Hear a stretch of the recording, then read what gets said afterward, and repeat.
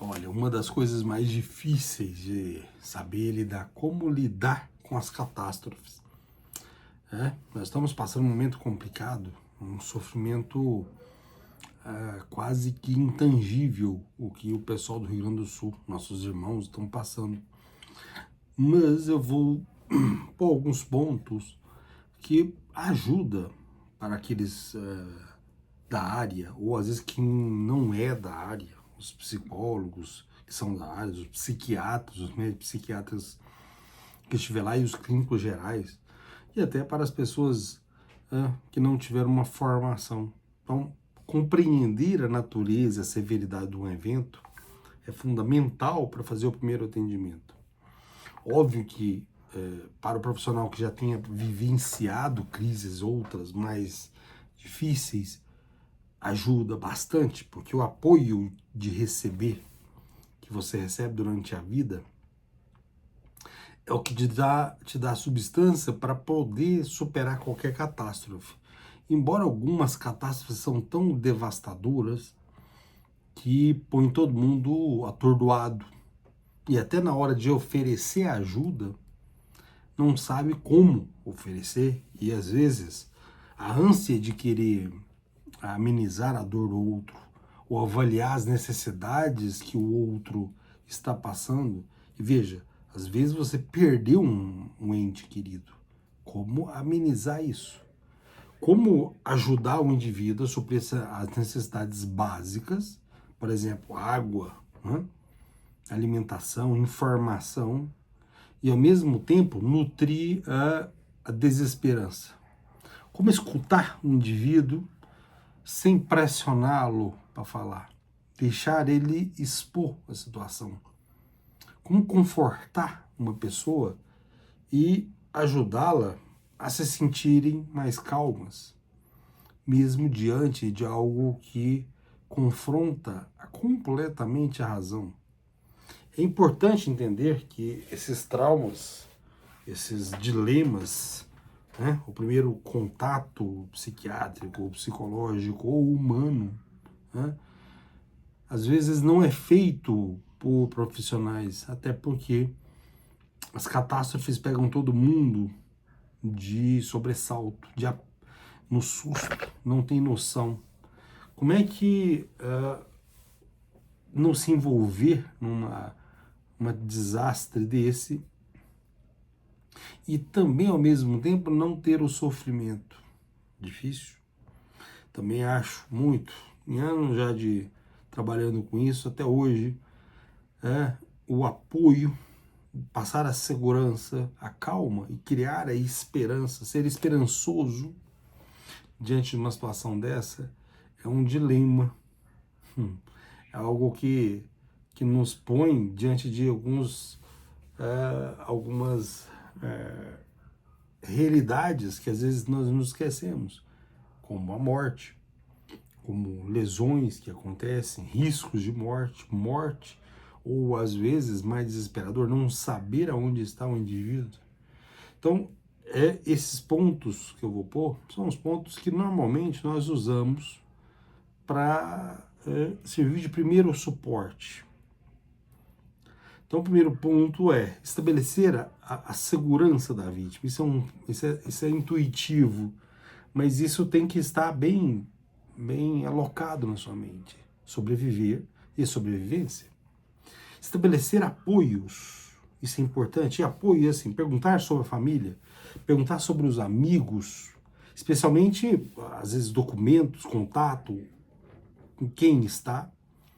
E recomendar, isso é importante, recomendar uma escuta que seja fundamentada numa empatia e perguntar de forma aberta o que aconteceu, qual situação aconteceu, como é que eu posso te ajudar nesse momento.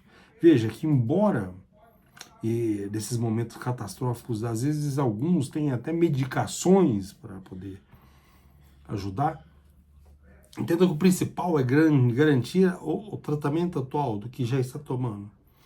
E lembrar que a maioria, presta atenção, 80% das pessoas que passam por um momento catastrófico não desenvolvem uma doença que nos causa muito impacto, que é o transtorno de estresse pós-traumático, tanto agudo quanto crônico. que causam um estrago gigantesco. E lembrar que as palavras de esperanças, elas têm que ser fundamentadas na realidade. Ela não pode, ela não deve garantir ficções. Ah, eu tenho certeza que você vai encontrar sua família. Às vezes não tem. Encarar isso também de maneira tranquila. A incerteza. A incerteza, por mais ruim que seja, ela é um fato.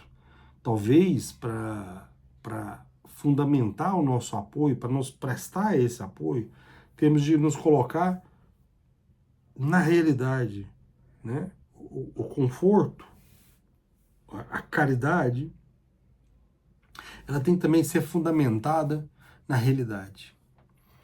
E mais algumas medicações, isso é importante, umas medicações chamados grupos benzodiazepínicos, presta atenção, né?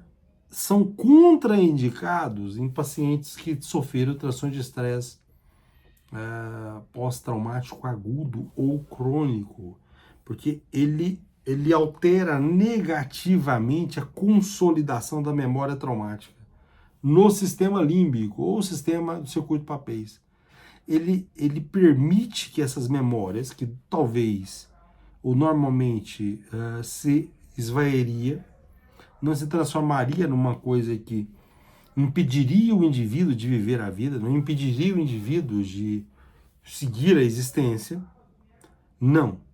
Quando às vezes você dá um benzodiazepínico, tem muitas medicações boas, né? Aos profissionais talvez isso fique bem claro, mas os benzodiazepínicos são contraindicados. Qualquer classe de benzodiazepínicos, temos várias classes, de curta duração, ultra curta duração, de média duração, de meia vida, de longa duração, isso é importante. E tem as alternativas muito boas para você, profissional, muito boa. O trazodona é muito boa. O amitriptilina tem boa resposta. O ciclobenzaprida tem boa resposta. Isso, óbvio, de acordo com o perfil de cada um desses pacientes ou dessas pessoas que sofreram uma catástrofe dessa magnitude.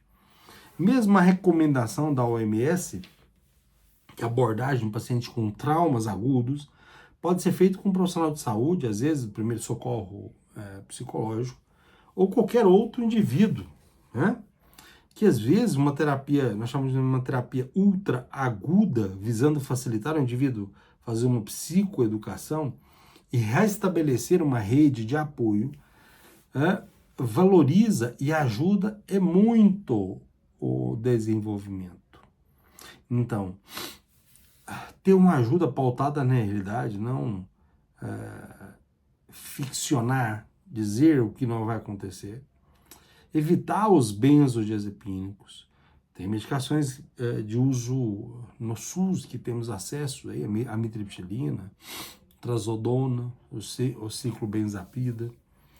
E lembrar que não adianta trazer o indivíduo para fora da realidade. Então, a catástrofe aconteceu, houve perdas irreparáveis.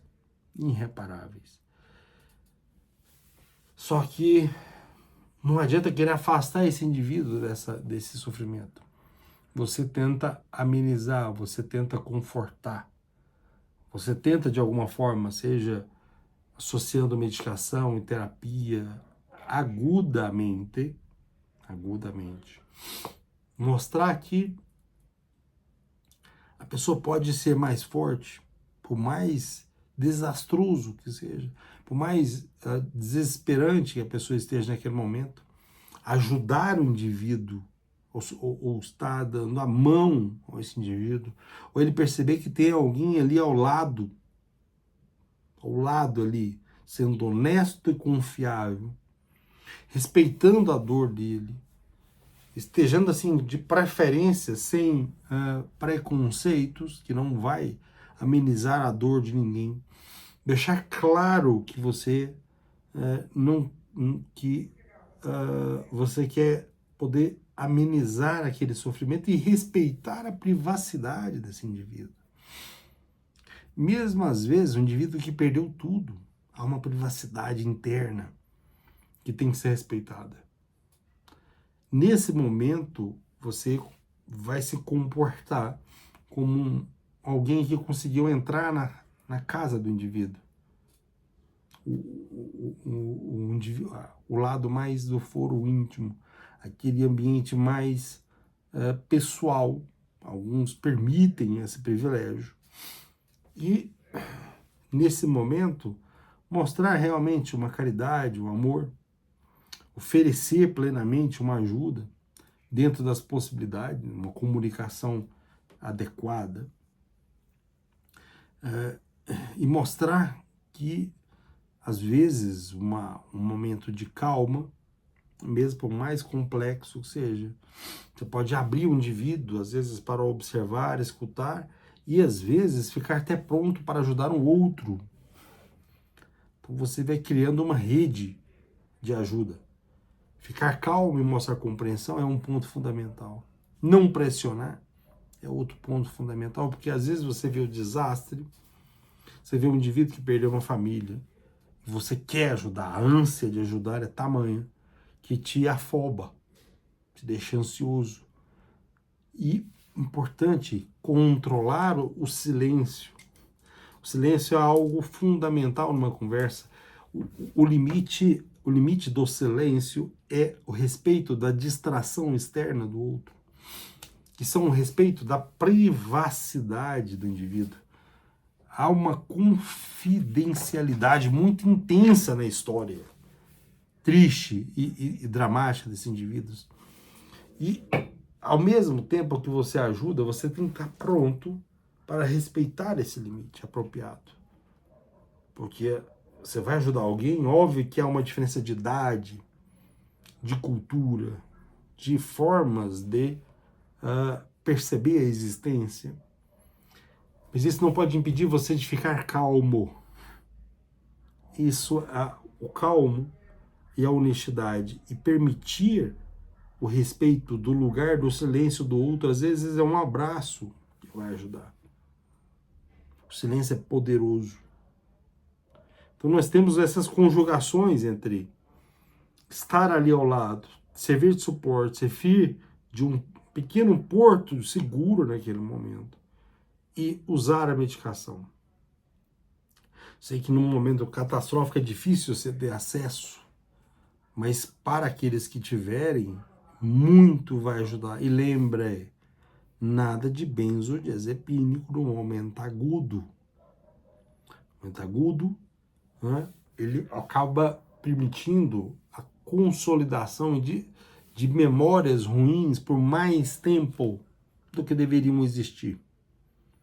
Embora, normalmente, lembre, 80% das pessoas que passam por catástrofes, só 20% desenvolve transtorno de estresse pós-traumático. E é um estrago no indivíduo gigantesco.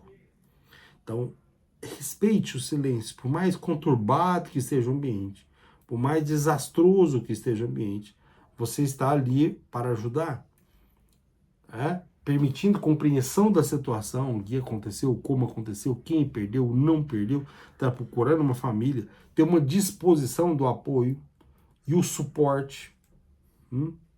E esse suporte ele tem que ser um suporte que observe, verifique a segurança, tanto interna quanto externa, quanto as preocupações de procurar familiares, ou parentes, ou filhos, ou mãe, ou pai, ou marido, ou esposa, ou amigo, ou amiga, não interessa.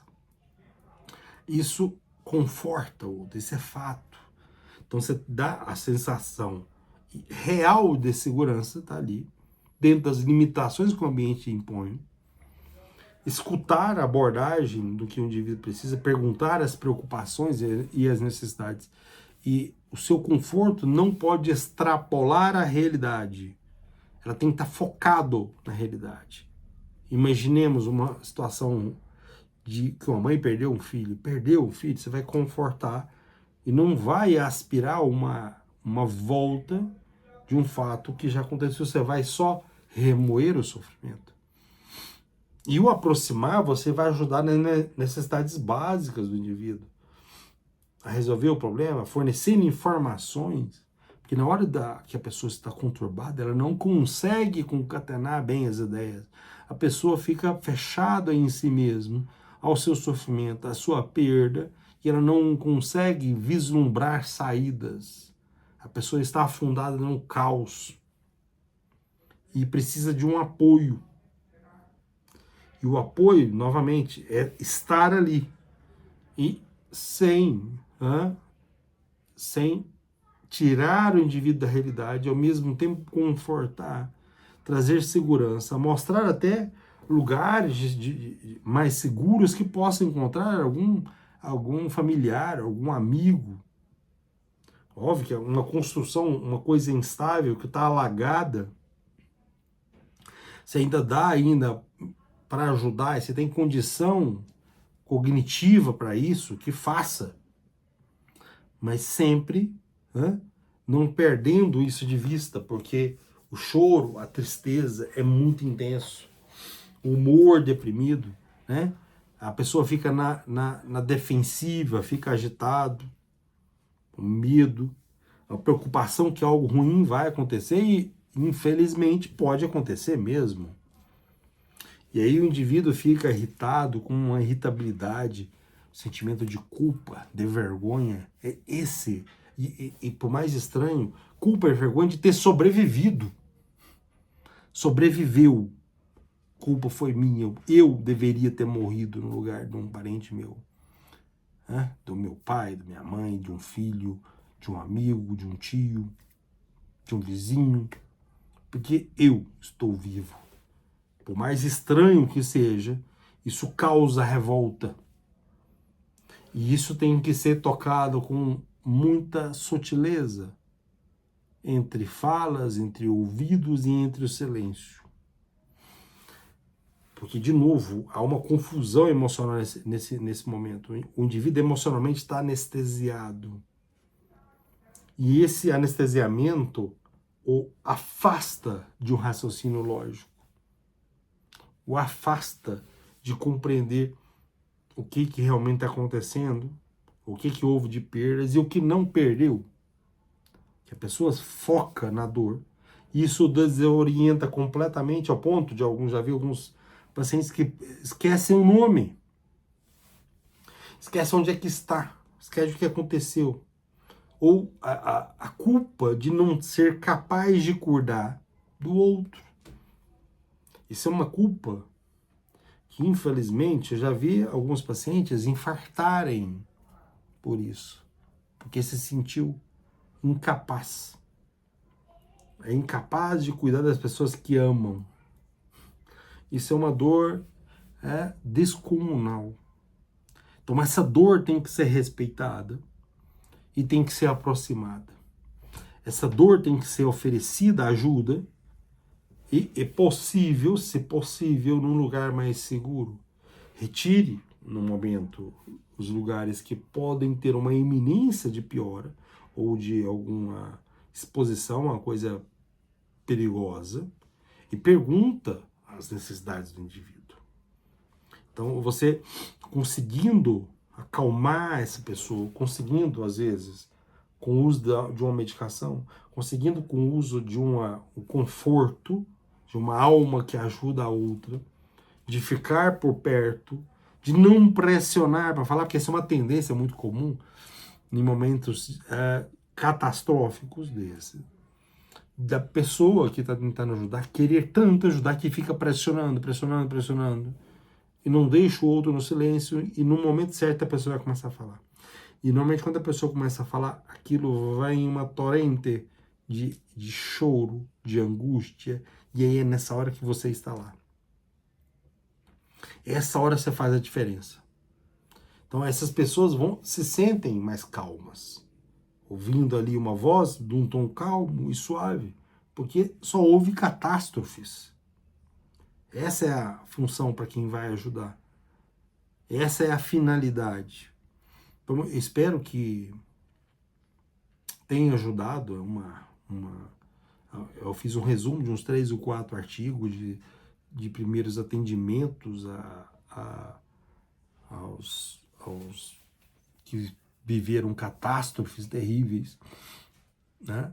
De forma que seria um primeiro atendimento.